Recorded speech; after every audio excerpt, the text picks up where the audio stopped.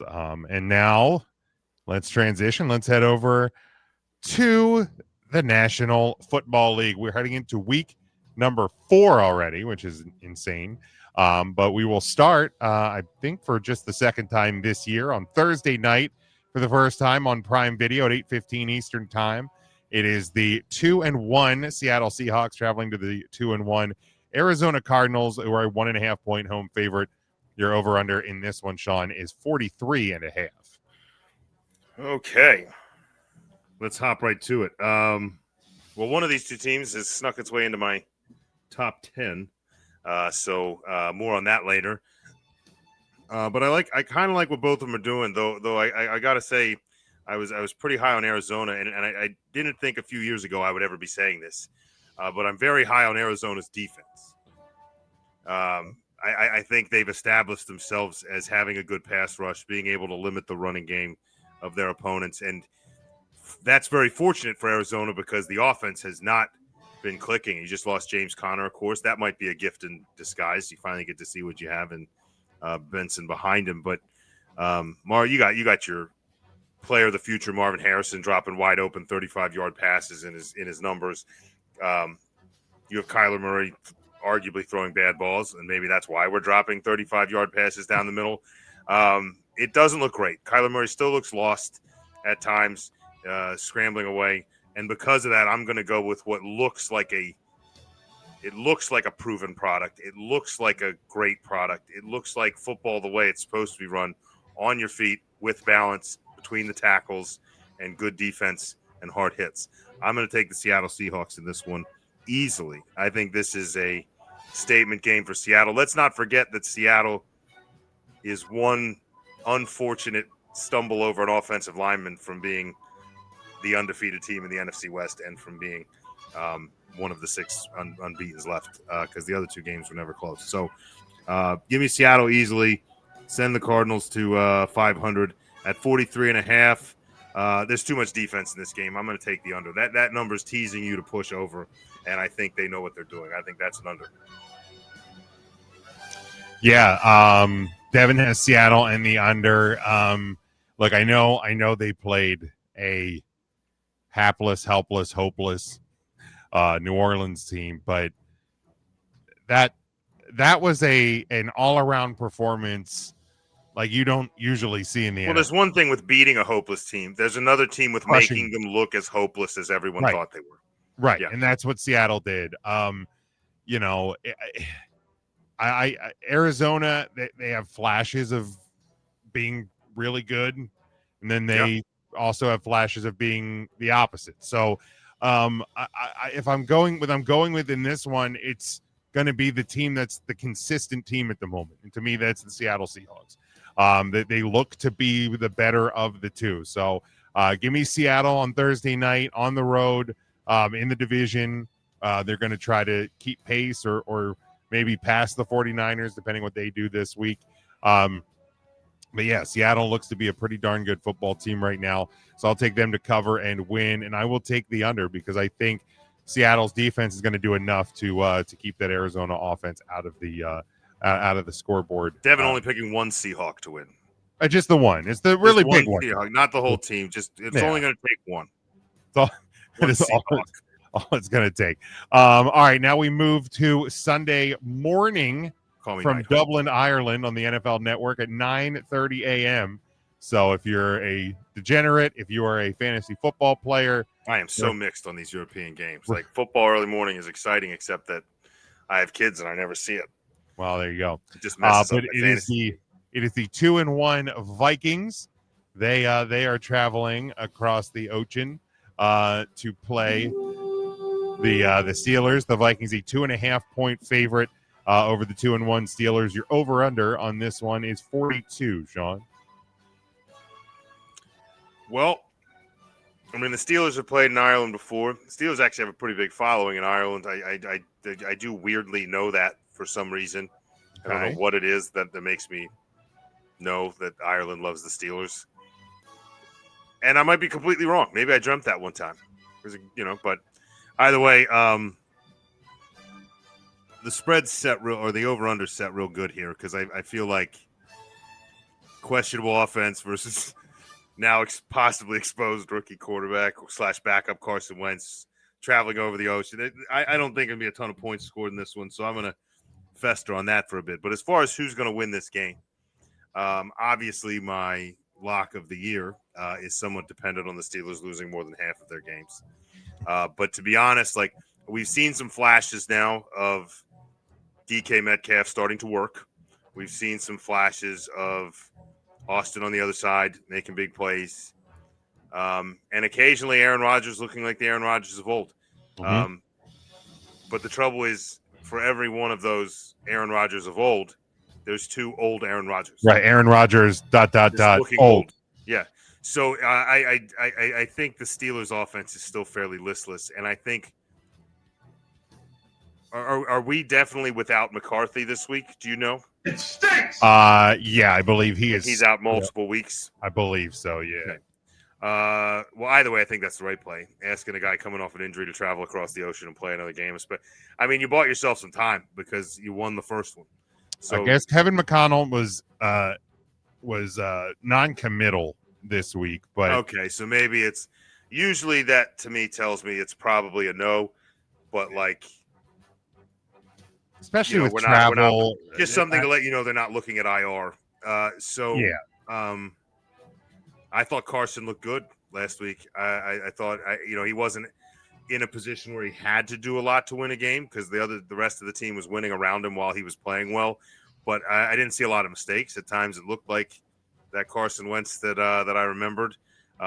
Except this time, he was not afraid of like the safe backup tight end because he happens to be open. I think he looks appreciative of the opportunity, and I think he continues to roll that. I'm going to take the Minnesota Vikings in this game, and I am going to Vikings 2.5 easily. Yeah, I mean that's basically a pick. Give me the Vikings. Skull. I'm gonna push just over. I think when the Vikings get, especially with the way the Vikings have been knocking teams around on defense and taking balls away, I think if you set up some short fields, and the Steelers are capable of that too.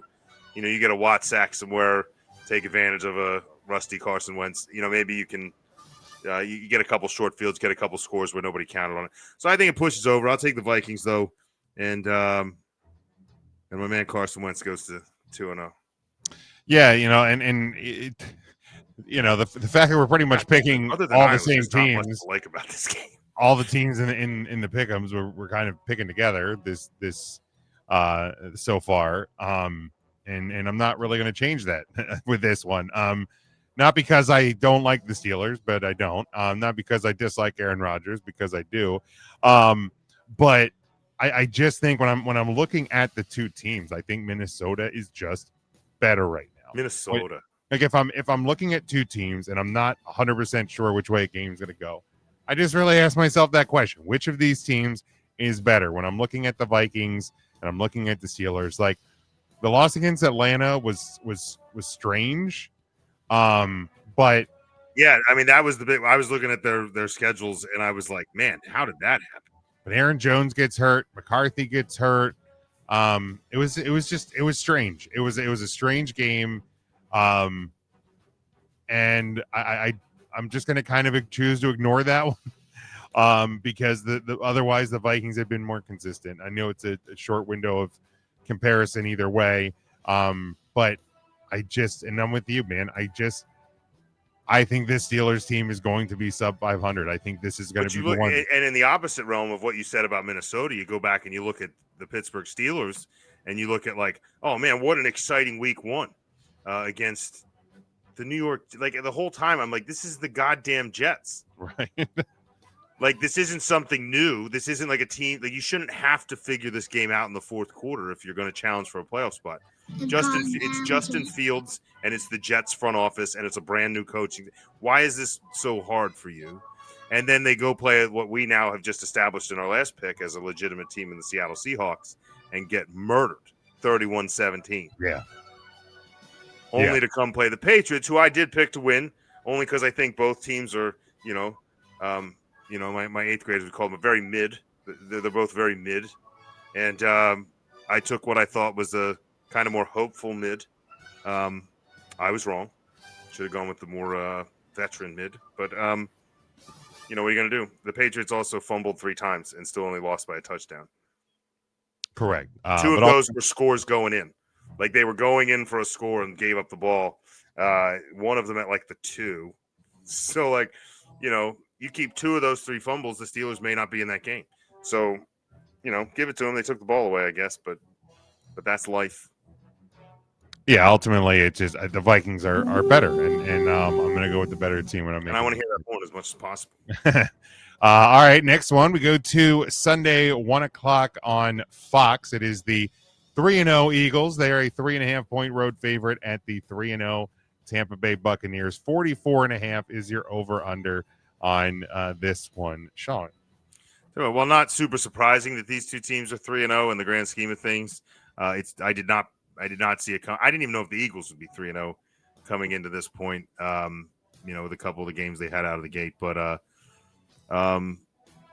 yeah, man, I was real jacked. When I said the Eagles were the big kind of win of the week or the best of the week, a big part of that was because right as you make that block and win the game, the Packers blow one against the Browns, and it looked like the Buccaneers were about to blow one against the Jets.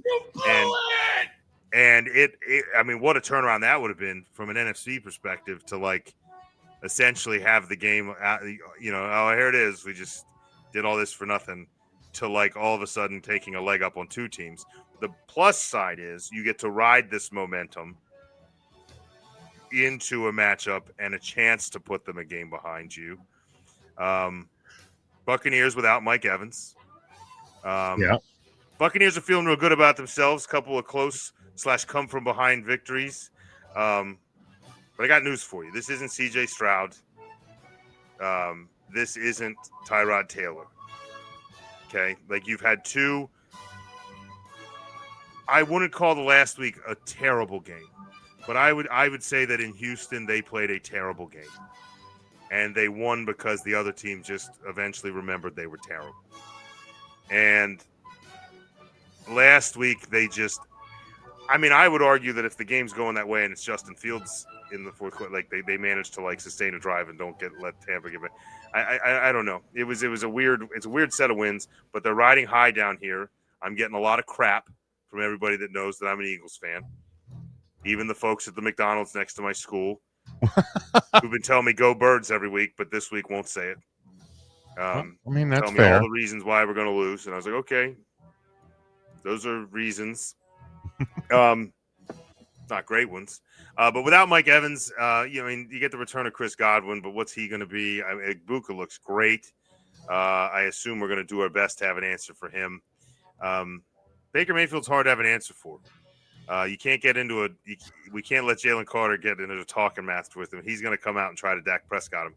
Sure is. Because he's a competitor and he's smart. He's probably better at what Dak did than way Dak better. is. Way better. Like Baker, I love Baker, and I think he is ultimately at his core a good guy, but he's more of a prick than Dak Prescott is. Oh, he is. At the same time, there's the kitty. Evil kitty's here while I make my Eagles prediction. She's going to claw me up real good.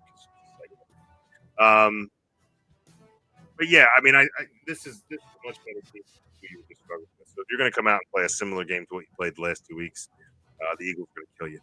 I don't think that's the case. I think they're going to play a very good game. They're going to run the ball. They're going to try to keep the offense off the field. But they haven't seen a defense this good. So I think the Eagles get revenge on last week. Of last year, rather. The Eagles got kind of, it's an opportunity for me to just put people in their place this year. If the Eagles do win and they're like, well, Mike Evans wasn't playing. I'm like, we didn't have either wide receiver last year. And you guys just have ridden me every year about how we didn't beat you and you should have beaten us in the thing. There's all these rumors about calling up that 400-pound D tackle to like stop the tush push. I'm like, please go ahead and put that kid that you didn't even want on your practice squad. Get him and put him in front of our offensive line. Go right ahead. You think we're afraid of 400 pounds? Get out of here. Just line up 2 regular people. Put an extra guy on. Like I don't really like. Do it. Like what is this nonsense? Either way, short story long. Eagles by a ton, and I don't know. What's the over? Yeah, go ahead and push the homer button. 48.5. Or no, 44.5. Technically, either one's a homer pick for me. Technically. I live with one and I root for the other. 44.5. Give me the over on that. Eagles are going to put up a ton of points. Saquon Barkley wakes up this week. That's a potential lock of the week. Potential. Phillies and Marlins going into the rare top of the ninth or bottom of the ninth rain delay. The tarp is out on the field. Still 3-2. I can't get the thing to straight. No, it's tied. It's tied at 3. Marlins got a home run. Dan texted me, said we've got some bad base running blunders going on tonight, so that's on both sides. But look, I said we've made predictions that are pretty much mirrored each other throughout this entire show so far. The buck stops here. Surprise, pun intended as well. But you go back over the last decade, the Eagles are 1-4 against the Bucks. Now, granted, obviously very different teams, different players, etc. But the Bucks and Todd Bowles even seem to kind of know how to coach against Nick Sirianni and the Eagles. So I think the home cooking. I think that it's going to be a hard hitting, physical. I think you're going to get some elements of like a divisional rivalry in this game. Like you said, like the potential of Baker Mayfield getting under Jalen Carter's skin. Like those are elements that are going to be there. The Bucks are going to try to do things to throw them off. But I just think at home, riding high off of the close win last week, I like the Bucks here. At the very least, to cover. I'm taking them to win, but I also will take the under. I think it's just going to be a physical matchup with two really good teams. And then last one, and this one is, this is a game that like if you would look at the set schedule at the start of the year, you're like, yeah, we're definitely going to predict this game. But where we have gotten at this point already just into the 4th week of the season, we're picking this game for very different reasons than we would have thought a couple of weeks ago. It is the 1-2 Baltimore Ravens, a 2.5 point road favorite at the 1-2 Kansas City Chiefs, coming off their first win, a slog against the now former Giants quarterback Russell Wilson and the Giants at the Meadowlands. The 1-2 Chiefs, 48.5 is your over under Sunday 4:25 on CBS, Sean. Yeah, I mean, this is it's kind of a baffling situation on both ends. I think obviously more so on the Baltimore end, but you're also, much like we talk about Notre Dame and 4 points total in 2 games. You look at the 2 losses by the Ravens, and you were right in it with Buffalo, and you were a fumble away from winning it. You were right in it with a Detroit team that everybody for 2 years, half the people were saying, going to challenge, if not win the NFC. So these are 2 very good teams that beat the Baltimore Ravens. And I'm not saying there's nothing to be scared of. If you're the Baltimore Ravens, I mean, the fact that like you have one of the best running backs of all time at quarterback, and then one of the best running backs of all time at running back, and you're having trouble running the ball without turning it over, without the guy getting hit, or without, because some of that's like, well, he's got to hold on to the ball, or that's just bad luck. I mean, sometimes that's a guy that should have been blocked that has an opportunity to come knock a ball away. Against the Lions, they weren't blocking anyone. I mean, we're talking like a couple of forced fumbles and 7 sacks against your reigning, could have been, should have been MVP. I mean, he's a guy that spends enough time taking hits. The last thing you need to do is give him 7 more free shots. You gotta clean that up on the offensive line. And then on the defensive line, did you know that in the Monday night game last week, the Lions had 2 runs of 70 yards or more, and that is the first time that has happened in the history of the Baltimore Ravens. In all the years the Ravens have been in the league, that has never happened. Not once. Wow. In fact, the last time one run of 70 yards happened was, I forget the year. I looked it up. It was the Philadelphia Eagles, and it wasn't one of the, it was like 2017. The last time they gave it was. So I mean, you have some situations here where when it's the line of scrimmage and you're a Harbaugh, you're not happy. So they had some pieces missing, and the Lions attacked that. The Lions attacked the missing defensive lineman, and it worked. So, but I think the situation's much worse in Kansas City. They're in a situation where, one, if they don't put something together soon, there's going to be no chance of challenging for that division, and you're going to be scrambling for a wild card spot. But if you can't figure out how to score points at some point, I know you're getting Rashee Rice back after week 6.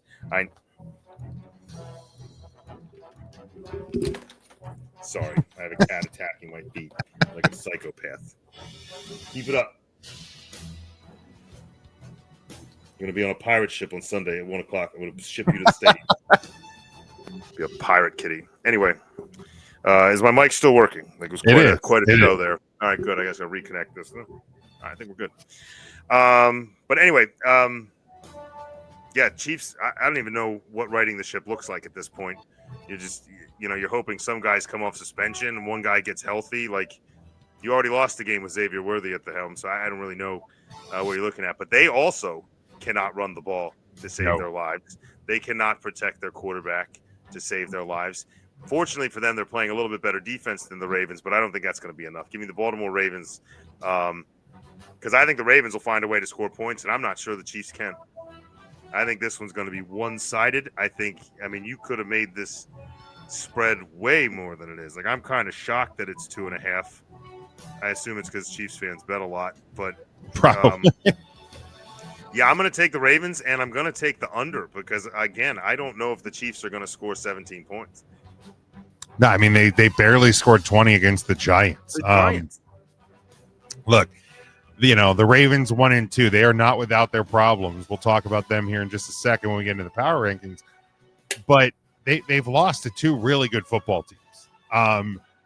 The Chiefs are just by all measurements, the Chiefs are just a worse football team right now.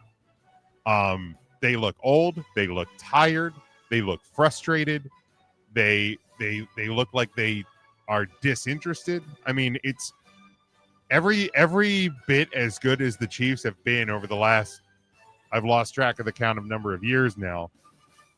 The script has flipped.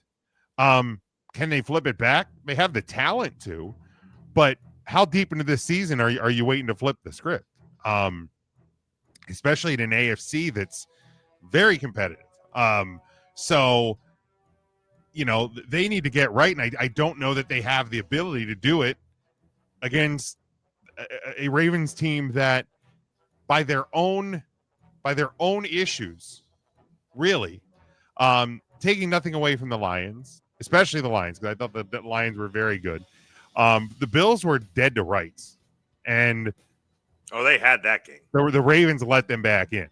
So that the Ravens fumble was the worst of, because Henry has one in each game, I think. Yeah, he does. And that's his worst one. Yeah. Oh, absolutely. Like, last night's fumble prevented a comeback. The opening week fumble started the Bills' comeback. Yep. So, and both lost me a fantasy game. But yeah, look, if the Ravens, they just have to clean it up. The Chiefs have to figure it out, and I think that's the difference. Huge difference between these 2 1-2 teams. So yeah, Sean, I'm with you. I think it's 7 out of 8 games this week. I'm with you. Give me the Ravens. Give me the Ravens by 10 plus. I think it's going to be an ugly one. I think you hear boos in Kansas City. These people aren't. I think being an Arrowhead's the only thing that gives the Chiefs a shot in this one. Sure, any semblance of a shot. That's it. But man, if the Ravens go up 10-14 pretty quick, that's going to turn. It's going to turn quick. But Lamar breaks a big run. I will take a slight over. Like, I do think, because the Ravens defense is bad too. I think the Chiefs will be able to score some, but it's just not. It's going to be like 48-21. Like, you know what I mean? It's going to be one of those just lopsided scores that, like, and the Chiefs might get some garbage time stuff. But yeah, it's wild to see how quick this has turned for for Kansas City after just you Who would've won the said? AFC again last year. So definitely wild times in Kansas City, wild times in the NFL. I think that the thing that we're seeing is over these opening weeks, you're just going to get a lot of wild and unpredictable stuff, and I think that's going to continue this upcoming weekend.